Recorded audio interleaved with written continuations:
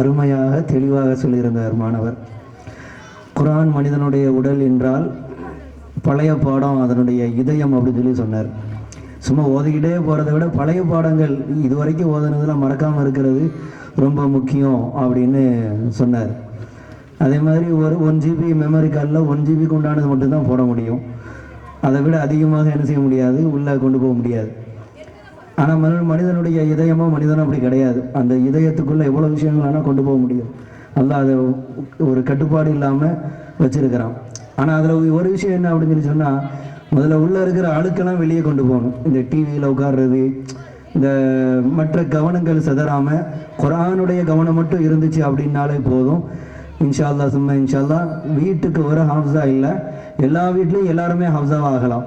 அல்லாஹ் தஆலா அப்படி நம்மளுடைய சமுதாயத்தை எல்லா வீடுகள்லையும் எல்லாருமே ஹாஃபிஸாக்களாக ஆகக்கூடிய ஒரு பாக்கியத்தோடு உருவாக்குவானாக.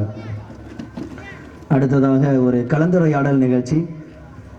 குர்ஆனில் பல வரலாறுகள் இருக்கும், பல அறிவுரைகள் அல்லாஹ் சொல்லியிருப்பான். அந்த மாதிரி ஒரு சாலிஹான மனிதர் லுக்மான் அலைஹிஸ்ஸலாத்து வஸ்ஸலாம் அவர்கள் தன்னுடைய மகனுக்கு சொன்ன எல்லா மனிதர்களுக்கும் தேவையான வாழ்க்கை பாடம், ஒரு மூமினாக அல்லாஹ்வை நம்பி வாழக்கூடிய ஒரு மூமினாக நாம் எப்படி இருக்கணும், என்ன செய்யணும் என்ன செய்யக்கூடாது அப்படிங்கிறதெல்லாம் தெளிவாக சொல்லி கொடுத்துருப்பாங்க லுக்மான் அலைஹிஸ்ஸலாம் தன் மகனுக்கு.